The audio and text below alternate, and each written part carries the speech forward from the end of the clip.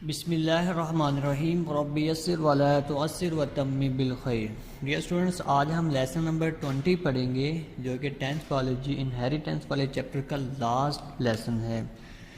इस लेसन में हम पिछले लेसन में हमने एक्सरसाइज को सॉल्व कर रहे थे जिसमें हमने एमसीक्यूज़ को कंप्लीट कर लिया था, लेकिन इस लेसन में हम इंशाल्लाह शॉर्ट क्वेश्चंस और लॉन्ग क्वेश्चन को करेंगे।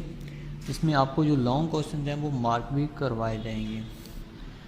तो इसमें से एक्सरसाइज में जो इंक्लूडेड आपके एएलपी में इंक्लूडेड शॉर्ट क्वेश्चन है वो पहले 3 शॉर्ट क्वेश्चन हैं। उसमें से जो पहला शॉर्ट क्वेश्चन है वो है डिफाइन जीनोटाइप एंड फिनोटाइप।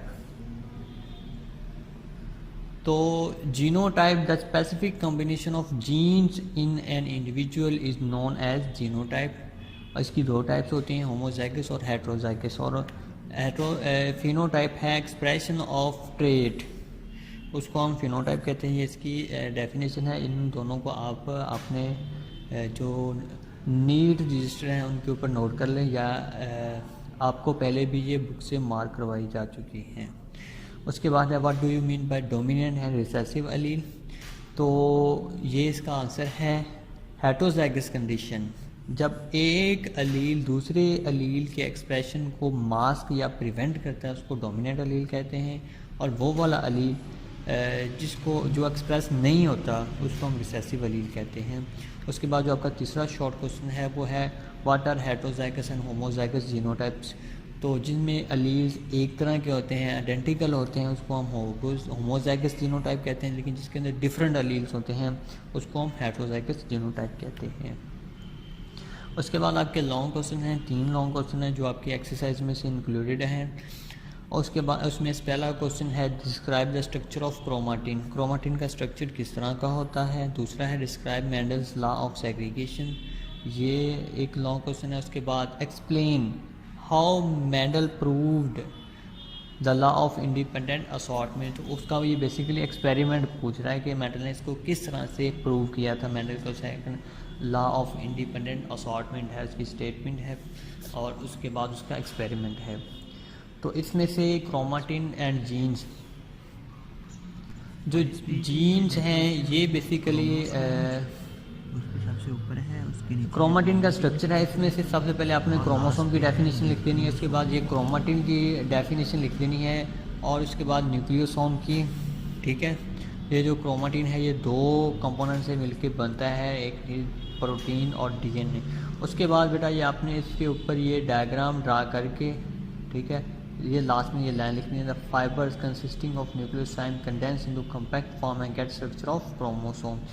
ये जब जीन डीएनए और प्रोटीन्स ये आपस में रैप्स होते हैं तो फिर ये क्या बनाते हैं, न्यूक्लियोसोम। न्यूक्लियोसोम ये सारे का सारा ये फिर बाद में क्रोमाटिन मटेरियल में कन्वर्ट हो जाता है। ये आपका लॉन्ग क्वेश्चन है। उसके बाद मेंडल्स लॉ ऑफ सेग्रीगेशन, इसमें सबसे पहले आपने जो मोनोहाइपर क्रॉस है उसकी डेफिनेशन लिखनी है। उसके नीचे ये आपने लिखना मेंडल क्रॉस है true breeding round seeded plant with the true breeding wrinkle seed plant. उसके बाद ये वाली आपने डायग्राम नहीं बनानी, ये 7 कैरेक्टर्स वाली डायग्राम्स नहीं बनानी। उसके नीचे ये आपने एक्सपेरिमेंट के लिखना है, F1 लिखना है। F1 जनरेशन में कौन से सीड प्रोड्यूस होते हैं, पेरेंटल जनरेशन में कौन से सीड से। उसके बाद आपने उनकी रेशोज़ लिख देनी है। रेशोज़ लिखने के बाद आपने उसको इस तरह से ड्रा करना है, ये वाली डायग्राम आपने ड्रा करनी है। इसके बाद आपने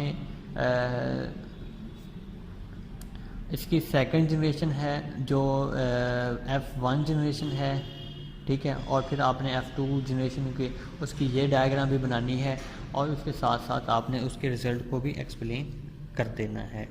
ठीक है, तो उसके नीचे सबसे लास्ट पे आपने मेंडल लॉ ऑफ सेग्रीगेशन को अपने स्टेटमेंट उसकी एक्सप्लेन कर देनी है, लिख देनी है, हेडिंग दे के मेंडल लॉ ऑफ सेग्रीगेशन की। इसके बाद है आपका Mendel law of independent assortment. इसमें आपने सबसे पहले डाईहाइपर क्रॉस लिखना है। उसके बाद आपने लिखना है P1 जनरेशन पेरेंटल जनरेशन, उसकी फिनोटाइप लिखनी है। उसके बाद F1 जनरेशन लिखनी है, साथ में ये डायग्राम बना देनी है।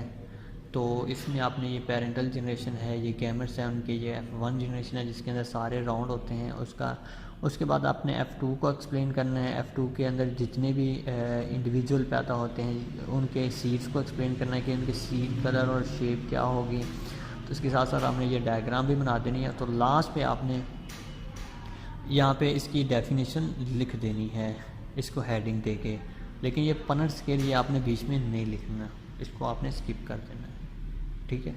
ये बेटा आप लोगों के लॉन्ग क्वेश्चन से जो आपकी एक्सरसाइज में इंक्लूडेड हैं। इनके अलावा जो इस चैप्टर में से लॉन्ग क्वेश्चन बन सकते हैं वो हैं हाउ जीन वर्क्स, जीन कैसे काम करते हैं, जो कि हमने पहले उसको डिटेल से देखा है। और उसके साथ साथ जो आपका इम्पोर्टेंट लॉन्ग है वो है Mendel's Watson and Crick model of DNA. ये भी आपका इम्पोर्टेंट लॉन्ग क्वेश्चन बन सकता है।